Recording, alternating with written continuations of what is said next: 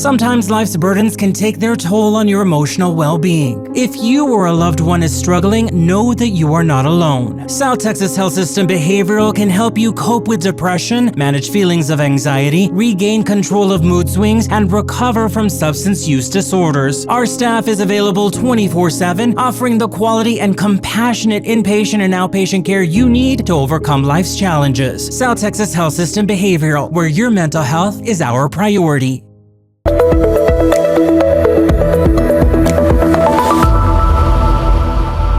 Good afternoon and welcome to our latest Let's Talk Mental Health webinar. I'm Tom Castañeda, the System Director of Marketing and Public Relations for South Texas Health System. On behalf of STHS Behavioral, thank you for tuning in to today's webinar. Now, it's important to remember that your mental health matters, and to help you prioritize your mental health, STHS Behavioral launched these Let's Talk Mental Health webinars nearly 4 years ago. By offering important education on common mental health conditions affecting the people right here in the Rio Grande Valley, we're hoping to break the stigma surrounding mental health and inspire more people to open up about their own struggles with loved ones and get the help they need if necessary. In this installment, we'll be discussing alcohol use disorder. 138 million Americans 12 and older drink alcohol, according to the National Center for Drug Abuse Statistics, and 28 million have an alcohol use disorder. It's also associated with an increased risk of injuries, chronic diseases, and more. Like depression and other mental illnesses, addiction is a complex disease with psychological, biological, and social components that's rooted in brain changes. So to learn more about alcohol use disorder, including how it's treated, we're joined by Alberto Guerrero, a licensed chemical dependency counselor with STHS Behavioral. Welcome, Alberto. Thank you so much for joining us. Thank you for having me, Tom. Now, you have more than 30 years experience. You've worked in South Texas from Corpus Christi down. Do you see a lot of alcohol use disorder in these communities? I do. It's actually a very standard and continuous problem in the South Texas area, mainly because it's socially acceptable. People drink, they associate with holidays and special occasions, celebrations, and it's something that happens, I guess, naturally. So sometimes it's hard to kind of pinpoint someone that might have a problem with alcohol. All right. And when it comes to alcohol use disorder, do you think that people know that they have a problem, or is it something that sort of creeps up on you over time? I would say it kind of sneaks up on you. The progression of alcoholism is slow, but it's steady. And before you know it, instead of drinking socially, you're drinking more often than not, 3 or 4 or 5 days out of the week. Your use is actually, alcohol consumption is way higher than usual. And then after a while, you start feeling that you need to drink. You plan your day around it, so it slowly overcomes you. And then after a while, the person can easily become dependent on that. And do you think that loved ones recognize it sooner than an individual might? It's always more prevalent that someone from the outside will notice it before that actual person's over-consuming alcohol. All right, now you have a great presentation for us, so let's get started. Okay, I'll take you to the numbers. I started off with statistical information. Basically, it's indicating that this is a national survey on drug use and health. They're estimating that 215.6 million people in the United States have at least consumed alcohol over the last year. Now, the interesting number here, now this is the breakdown, and I'm not going to go through each and every one, but the interesting number that stands out is that women are now surpassing men in consumption of alcohol. And one of the interesting things that I had found out was that women may start drinking at a later age. However, they develop more health issues than men later on in life. The percentage of population, which is 62.3%, that's 174,339 people in the U.S. are basically consume alcohol on a yearly basis. The emergency room visits, this is the primary reason. A little over 1.7 million of emergency room visits, their primary reason for going to the hospital, it was alcohol related. Now you have deaths, which average about a little over 140,000 a year. That's also including DWIs along with health issues. And the DSM-4, and for me to simplify it, it's like you have 100 people consuming alcohol, but out of those 100, almost 11 of those people will become alcohol dependent throughout some time. So the numbers are pretty high. And this is not just social drinking. I'm talking about needing to drink on a daily basis just to basically function. Okay. A quick CAGE questionnaire. It's an acronym, and this was a test developed by Dr. John Ewing from Bowles Center for Addiction Studies. And they asked 4 questions. It's a simplified test to kind of give you a small breakdown of whether or not you might have a problem. If you answer at least 2 of these questions yes, then there is a very strong possibility that you're leading into alcoholism. Now, the first question is cutting down. Have you thought about cutting down? Were you unable to do it? Have you tried more often than not? That is a big indicator of maybe whether or not this person might have a problem. Annoyed. This is involving family. A lot of times the person that might be the alcoholic is confronted by a family member, say, hey, maybe you need to slow down. We noticed that you've been drinking a lot more. The person becomes annoyed and doesn't like to be bothered about these things. They feel it's insignificant. It's just regular drinking, no problem. But the people on the outside, like we were talking about earlier, see that it's becoming a problem. The third one is, did the person ever feel guilty about their drinking? This could include finances, could include not spending time with the family because they're more concerned about drinking.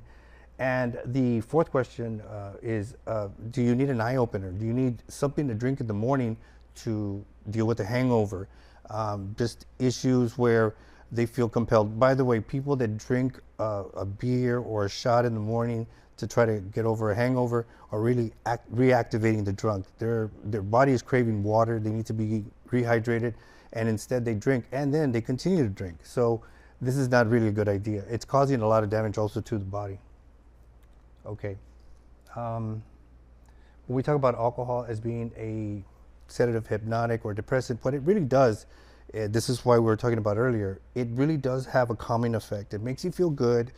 It relaxes you. Some people that I've talked to over the years, patients, even colleagues, say they'll drink a beer or 2 or a drink at night to help them sleep at night. But when this becomes more often than not, then it may become an issue.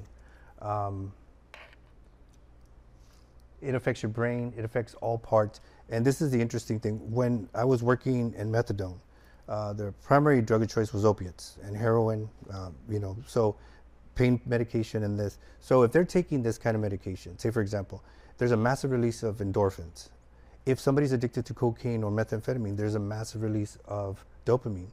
But with alcohol, it's very interesting because you have all these different chemicals, serotonin, dopamine, endorphins, glutamate, all being released at the same time. And that's what really causes the person to experience cravings and the desire to want to continue to drink. These are 4 stages of the progression of alcoholism.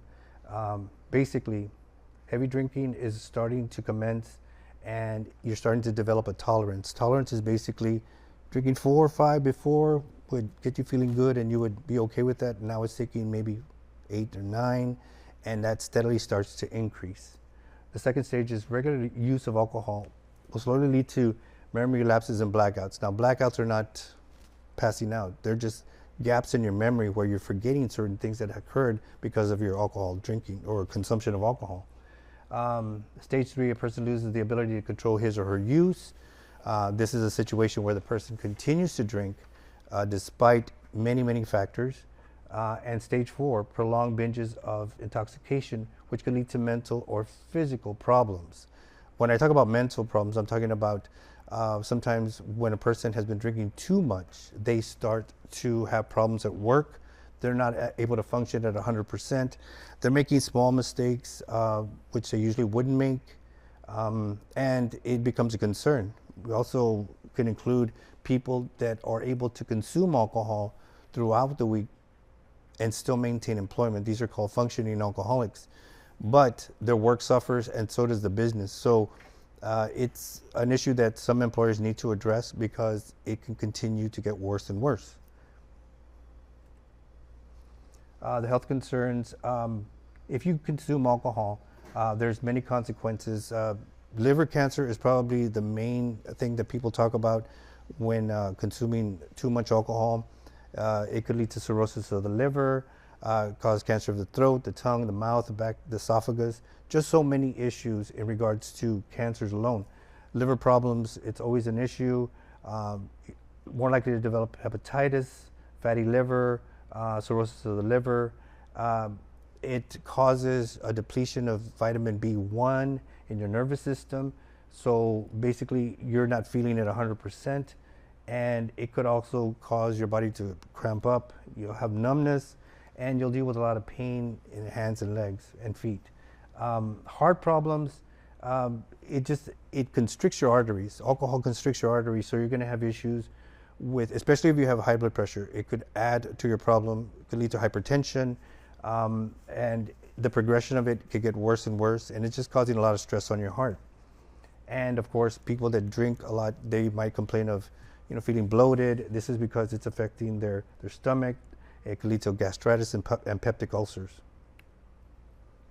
When we take alcohol in our body, it's very toxic and poisonous. So what you're doing is, and many people that I've talked to over the years, many patients will say that they substitute alcohol for food. So one of the rules of thumb, and I always tell this, if a person is going to consume alcohol, it's best if they eat on, have a full stomach and are able to consume alcohol because it's absorbed.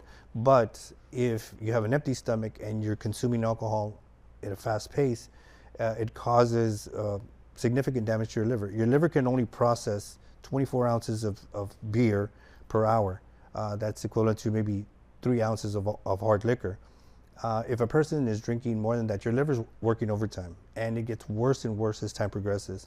So when people experience like cirrhosis of the liver, for example, when they're older, their liver has already had a negative impact. It may not work at 100%, and they're going to have significant medical problems as they progress in age.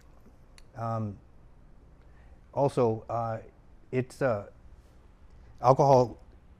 Let's see. Sorry, could increase fat in the blood. Somebody put fast, which damages your heart. It is an increase in fat when you're consuming alcohol, so it's bad for your liver. It's bad for your blood vessels and your heart. One of the things that was interesting is somebody said, "Sir, when I drink alcohol, sometimes and I wake up with a hangover, I like to eat menudo, say for example." And I said, "Well, that is a common remedy sometimes." But there's a high level of fat associated with menudo, and drinking a lot of alcohol also increases your fat level to your liver. So that combination, you can't do that too often because it's going to really affect your liver processing. Am I talking too much? No, you're good. Oh, okay. Withdrawal symptoms. Okay, let's go over this. These are what happens with withdrawal symptoms is there's an increase in your anxiety levels, depression levels. A lot of people that drink, and I just spoke to a patient earlier today, she was saying, "Sir, I drink when I'm feeling depressed." And I said, well, that is not a good remedy. Alcohol is considered a depressant. It's going to increase your levels of depression. In fact, when you're coming off of the euphoria of drinking over some time, you're going to go into a deeper depression. And some patients also admit that in the past that they've not taken their medication because they prefer to drink. So that's called self-medicating, and it can make their situation a lot worse.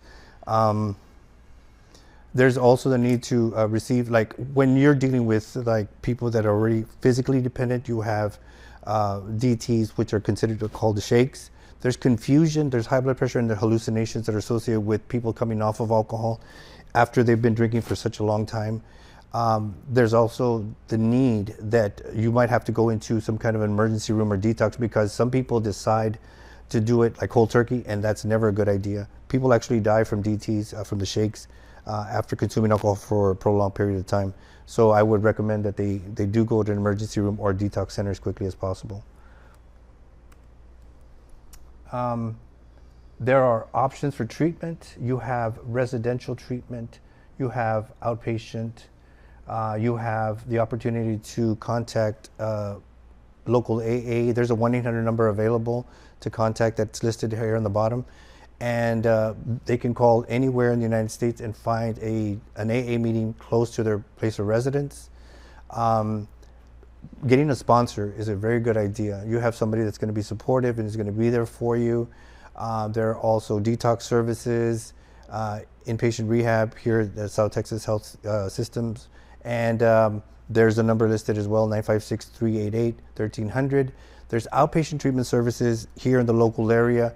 You have intensive and supportive. Intensive meaning that you're going to be attending counseling 3 to 4 days a week. Supportive maybe once or twice a week.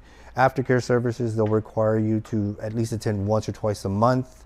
And like I said earlier, the AA affiliation, the number, the 1-800 number that you can call is listed on here, 1-800-839-1686. Now, people always worry about relapse, and I've explained to them in the past that relapse is a part of recovery. You can expect it, hopefully not, but if the person is better prepared for these kind of situations, then I would recommend to look at some of these. I think the biggest relapse issue that I've seen here and in the Corpus Christi area was a person succumbing to their triggers, and I listed that at the bottom. A lot of times, each person knows themselves better than anyone else. They know what will trigger their use. Some people might say it might be a friend, might be a former drinking buddy. Sometimes there's a situation where there's a family tragedy and it leads the person to want to start drinking again. And sometimes a person decides to test themselves. So I've had patients in the past say, well, they were sober for 3 or 4 years and they felt like, well, you know what? Let me give it a try. Maybe I'll be able to deal with it this time, and still don't accept the fact that they might have, well, they're an alcoholic basically. So when we talk about avoiding personal triggers, that could be any variations of things. People that have money in their pocket, that's a big temptation and it's a big trigger for some people.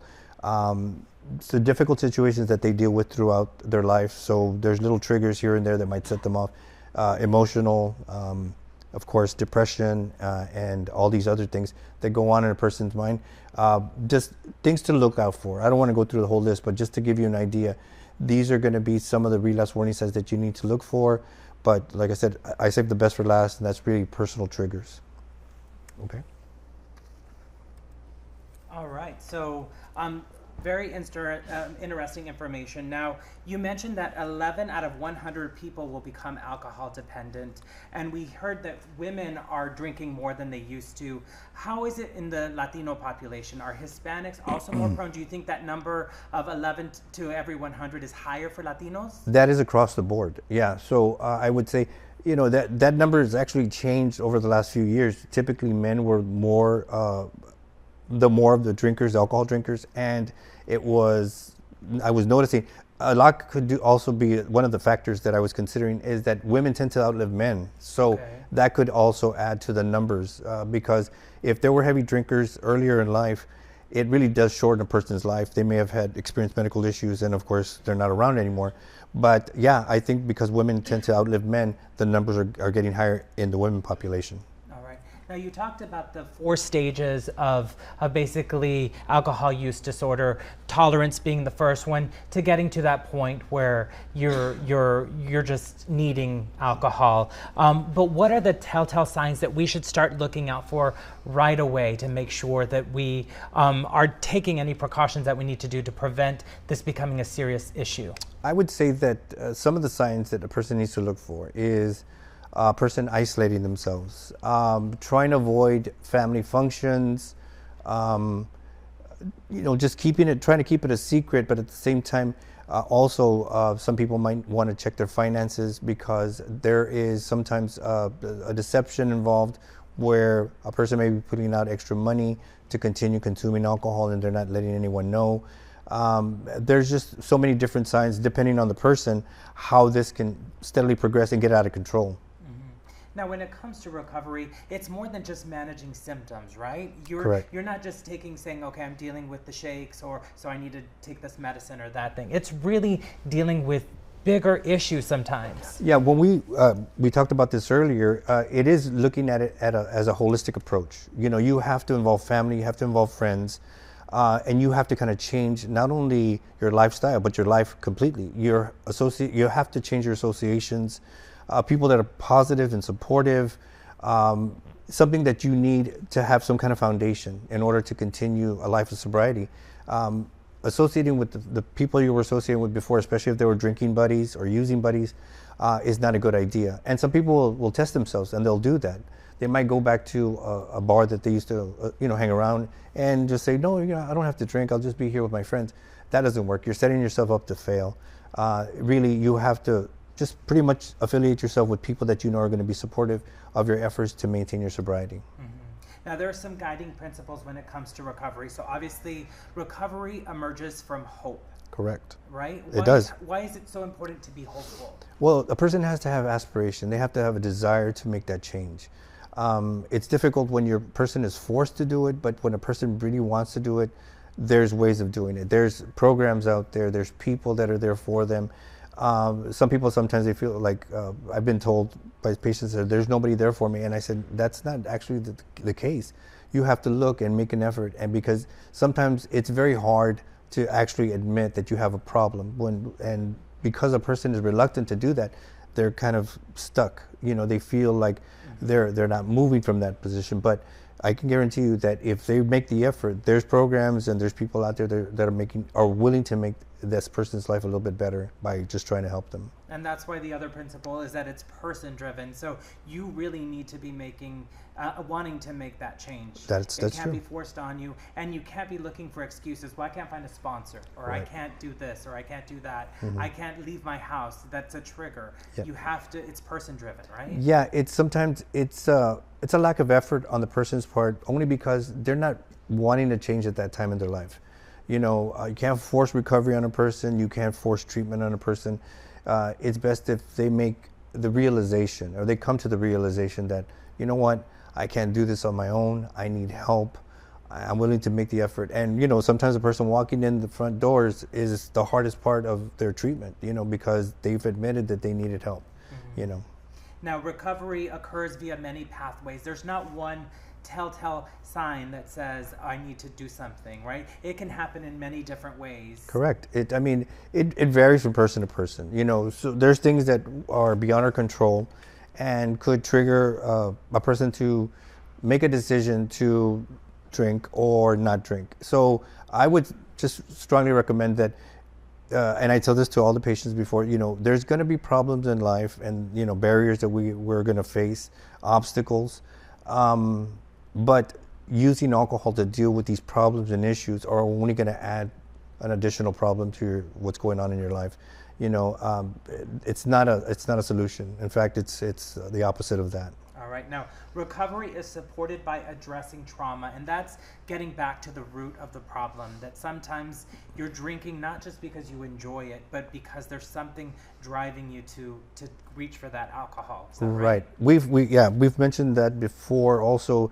When a person is dealing with co-occurring issues, say a mental health issue along with alcohol or drug issue, it's best if they receive counseling to deal with each of their issues: emotional, mental health, substance abuse, because it has to be addressed as a holistic approach, like we discussed earlier.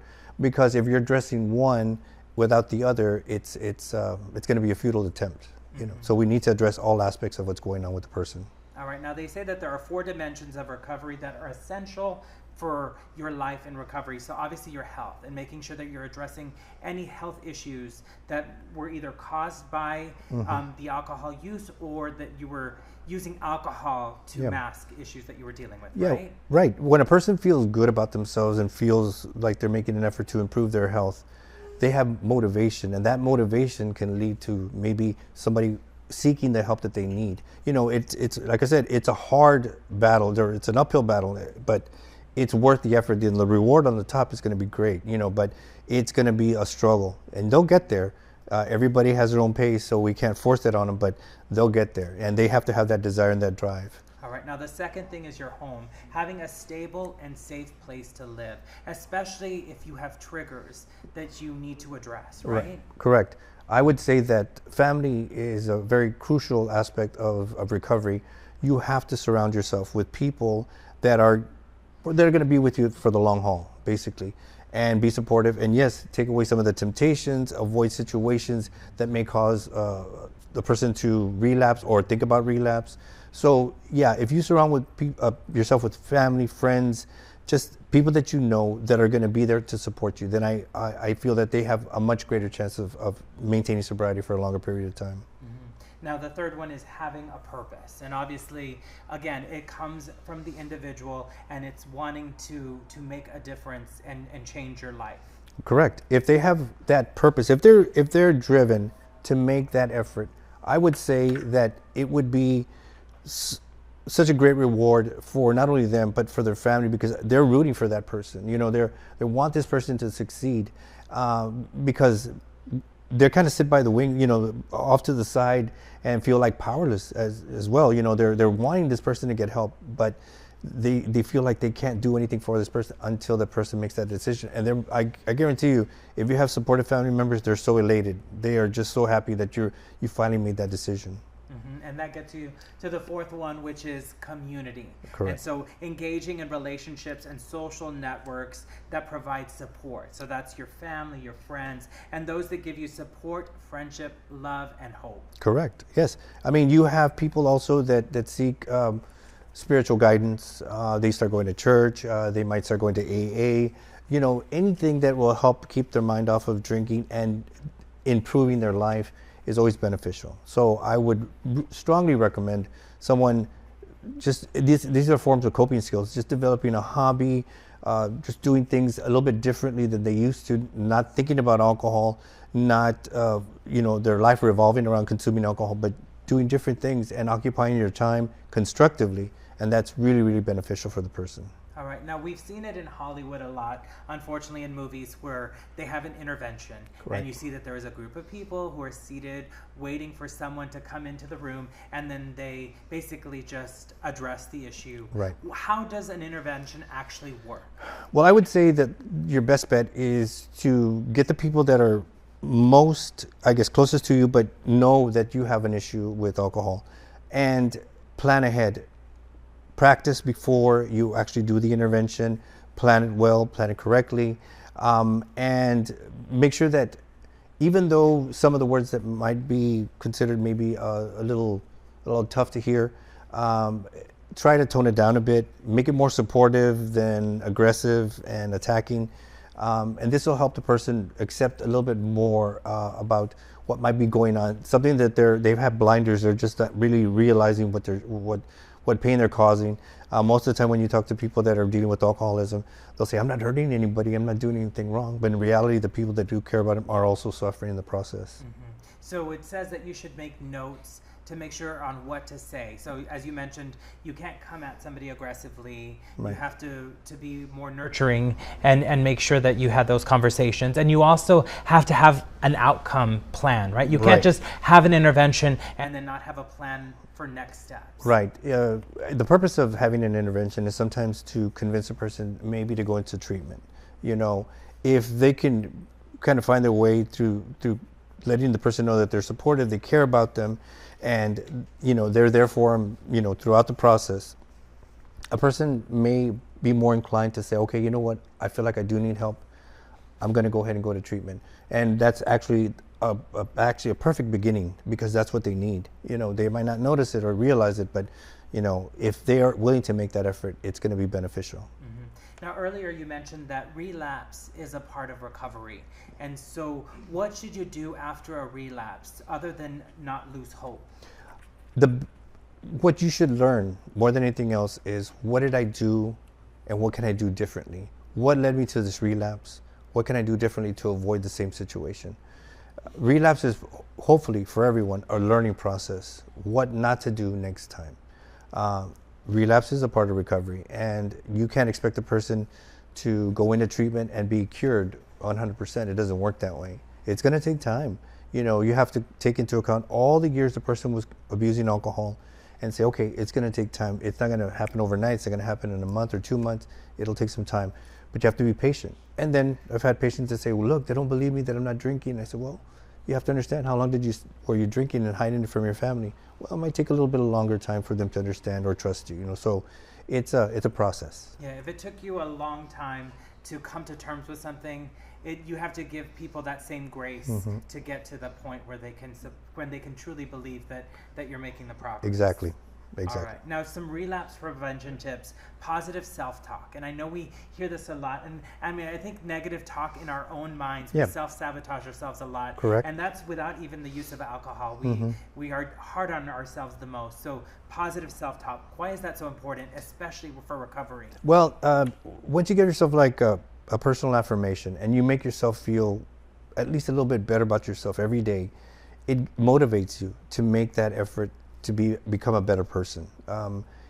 Sometimes you might not hear it from someone that that's close to them, but if they know it, if they know it in their heart and in their mind that they're making that effort, there's nothing wrong with that. In fact, I encourage something like that, giving themselves a positive affirmation every day. Now, practicing relaxation, so making sure that you're able to calm yourself, especially if you have any triggers that are related to anger. Yes, I would say one of the best remedies for that would make sure that the person is sleeping at least 7-8 hours a day, because when you're consuming alcohol, it interrupts your sleep pattern. It really does affect your sleep completely. And if you can do that and then kind of figure out a way throughout the day to spend like 30 minutes, an hour, where you're going to completely be relaxed and focus on yourself. Some people say like gardening or craft work, something that's therapeutic to them, it helps relax them.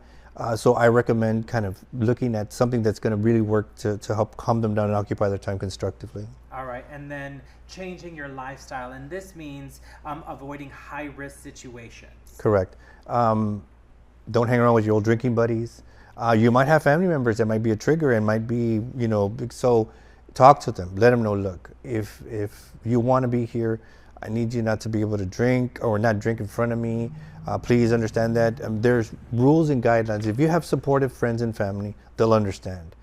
Those who don't, well, maybe it's best if they don't, hang around with you or associate with just at that time in your life, because you're very vulnerable and you could be very easily pushed into drinking again. So yeah, it's like I said, it's a process and it's going to take some time. And it's okay to cut ties with people. Sometimes it's okay.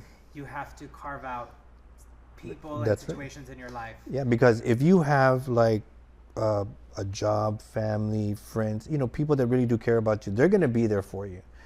There's going to be people that can't accept the fact that you cannot associate with them without consuming alcohol. They don't get it. They don't understand. They don't understand addiction. So they're just saying, you're just not a cool person anymore. You're not, we don't want to hang around with you. That's fine. I mean, if you're strong enough to say, look, when you get what I'm going through and you understand, you're not going to offer me a beer, but you will come and visit me and see and talk to me. That's it. All right. Practice complete honesty in your life. And I think this one's one that's really hard. People will just ask you in general, how are you doing? And you just say fine and you walk away. Right. But really having that complete honesty with yourself and your loved ones, right? Correct. I mean, be honest about how you feel, what's going on in your life.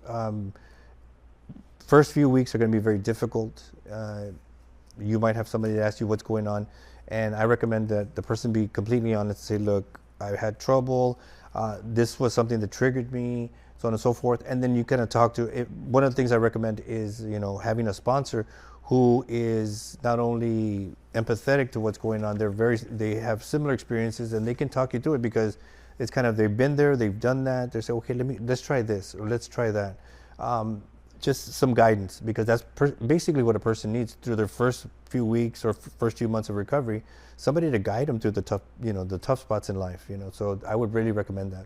All right. Now we've talked a lot about what a person who may be dealing with alcohol use disorder should do, but let's talk about loved ones and how we can be supportive of an individual, of someone that we care about who is dealing with alcohol addiction or alcohol use disorder. So what's your key takeaway when it would come to supporting a loved one? Well, I mean, I've always recommended the program like Al-Anon. Their family members, it could be spouses, it could be kids, grandparents that are needing the help because they're struggling with a family member that's going through an alcohol addiction or alcoholism, and they don't know who to talk to, because sometimes their neighbors or friends don't have a family member that's going through that.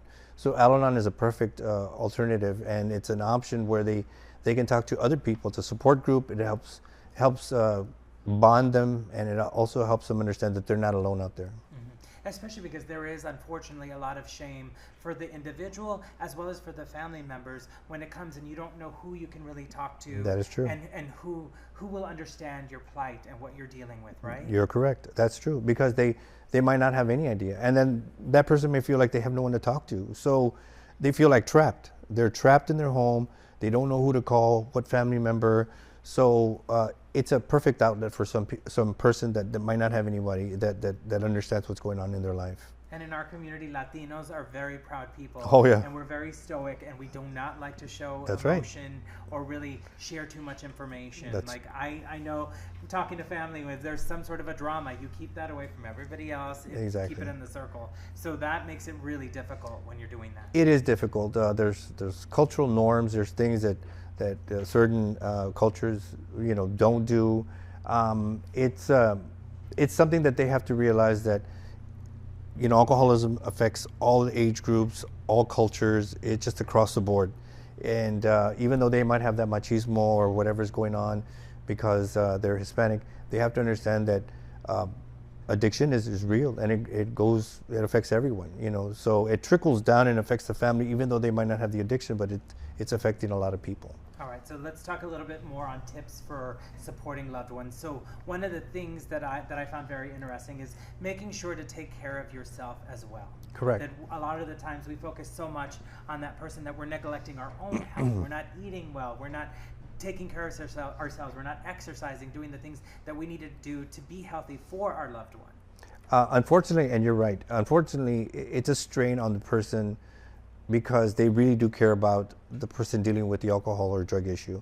But you're right, if they don't take care of themselves, how are they going to be able to help somebody else? So, it's a situation because alcoholism, what it does, it consumes a person and they become very selfish. So they worry about themselves. But if they're trying to get that help, the person that's very supportive, the people around them that are supportive and are trying to help them, they need to, take care of themselves as well. Health-wise, make sure they're getting enough sleep, they're eating well.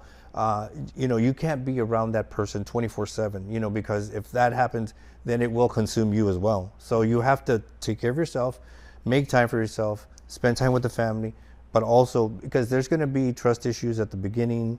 Eventually that'll hopefully subside and it'll get better and better as time progresses. Mm-hmm. Now remember that addiction is a disease. Correct. It is a disease, and people don't understand that. They see it as a weakness. They feel like they have no willpower. I've heard that many times. But no, it is an addiction. It's physically, you are addicted to a chemical that dictates a lot of your life. And without that chemical, you feel like you cannot function because you suffer from physical, emotional withdrawals. It just affects so many aspects of a person's being that other people might not understand it because they're not an alcoholic.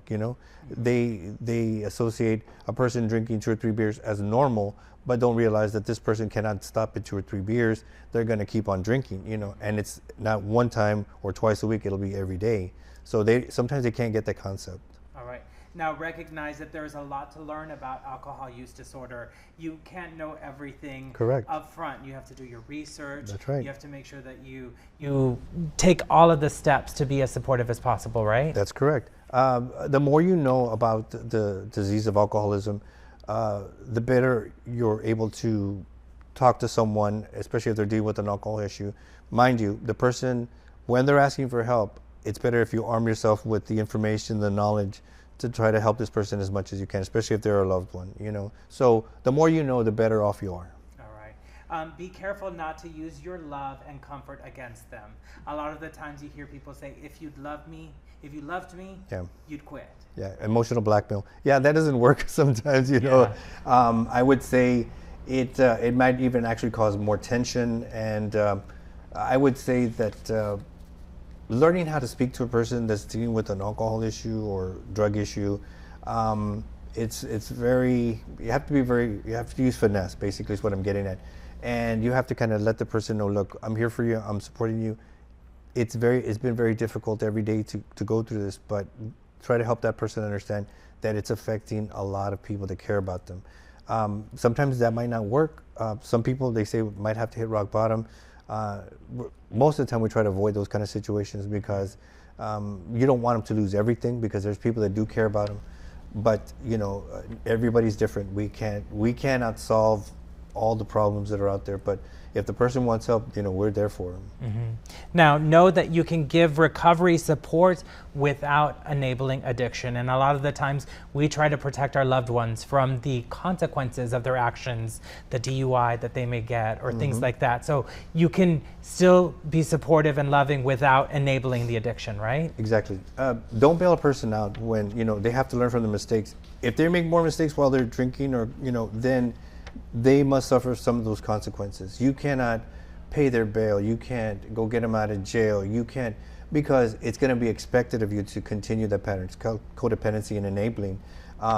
When you do those types of things, it's going to become expected, and you cannot follow that pattern. It's destructive. It's counterproductive, and I wouldn't recommend that. But if they're making the effort, you can be supportive without providing them with finances, or doing things that you would not normally do. But yeah, like, someone saying, will you go to church with me, or will you go to an AA meeting? Sure, I'll go with you. That's supportive, as opposed to, can you bail me out of jail? I got drunk again, so. And you touched on this next one, which is understand that they must learn from their own mistakes. Yeah, they have to learn from their own mistakes. I mean, you can't always be around there for them. Like I said, it's a very difficult life if you plan to be around that person 24/7. You have to do things around the home. You're not going to be around that person all the time. And unfortunately, they're going to stumble and they might fall, so you can only do so much. A lot is going to be dependent on that person really wanting to make that change, the person that's the alcoholic or the drug addict. All right, and the last tip that we have is be prepared for recovery support to be a lifelong process. It is. It is not done overnight. Rome wasn't built in a day, and you need to be prepared that this could be a lifelong process. That is correct. Yeah, you're going to have to understand that when a person is an alcoholic, they are an alcoholic for life. They're not going to say, well, they might say I'm a recovering alcoholic, but they'll still say I'm an alcoholic, because they know it's a disease. I have this. I know what it's done to me in my life. And these are the changes that I've made to become a recovering alcoholic, but I'm still an alcoholic. And they know that. Once they get to that realization, they'll know that it's going to follow them, throughout their life. But they've improved their life by not drinking anymore. All right, and now to wrap this all up, if there is anybody who is watching right now who is struggling with alcohol use disorder and is thinking or is going through recovery and is wanting to reach for that alcohol to get another drink, what is the key piece of advice that you would give them right now? I would say think before you actually do that. I mean, you really have to think about what the pros and cons are of a person drinking. What are the bad things that have happened because of your alcohol consumption? What's good has come of it? And then weigh those pros and cons and realize, what? It's really not a good thing for me to be drinking. It's really caused a lot of turmoil in my life. Sometimes a person doesn't see that because the drink is just talking to them, it controls them, and they get blinded by that. But, if you have the opportunity when a person is sober, just realize pros and cons. And really sometimes a person realizes there's nothing good has come from my alcohol consumption, and everything that's happened to me has been bad. And I think one of the key things that we always say with any mental health issue is that know that you are not alone. I think a lot of the times we feel like there's no one out there, but knowing that there is a number that you can call, there is somewhere you can visit, there's a family member that you can reach out to, there is someone out there for you, right? That's right. There's always going to be someone there for you, Sometimes you might least suspect a person that you haven't seen in a while, and that person might be the most supportive person that or your biggest ally. It's funny how some people will try to make that change, and in a certain situation, it might be somebody you never thought of, but that person is going to be your rock. So you need that foundation. You need somebody that's going to be, and the more you build around yourself, the stronger you get. So. Yeah, there's people out there that do it. There's programs out there. It's there if you want it. Alrighty, well, thank you so much, Alberto. We really appreciate your time and all of this important information that you shared with us. Thank you, Tom. All right, and that officially concludes our webinar. Thank you for joining us. We hope you'll continue to prioritize your mental health and the mental health of your loved ones. If you're struggling, STHS Behavioral can help. The facility has served the South Texas community for more than 30 years, offering inpatient and outpatient treatment options, including the treatment in the facility's chemical dependency unit. If you or a loved one is experiencing a mental health issue or dealing with substance use disorder, we encourage you to schedule a confidential assessment by calling our hotline at 388-1300. Remember, you are not alone. Don't hesitate to speak to a friend or seek professional help if you may need emotional or mental health support. And if you are experiencing a mental health crisis, please call the National Suicide Crisis Line at 988. Licensed counselors and are in English and Spanish are available to speak with you 24 hours a day, 7 days a week. Don't miss our next installment of this Let's Talk Mental Health series on Thursday, May 2nd at 5:30 p.m. live via Facebook, when we'll be discussing how to prioritize your overall mental health as part of Mental Health Awareness Month. We hope you can join us. And to watch our previous Let's Talk Mental Health webinars, all you have to do is visit STHSLetsTalk.com. Until our next webinar, stay healthy, stay safe, and please continue to prioritize your mental well-being. Sometimes life's burdens can take their toll on your emotional well-being. If you or a loved one is struggling, know that you are not alone. South Texas Health System Behavioral can help you cope with depression, manage feelings of anxiety, regain control of mood swings, and recover from substance use disorders. Our staff is available 24/7, offering the quality and compassionate inpatient and outpatient care you need to overcome life's challenges. South Texas Health System Behavioral, where your mental health is our priority.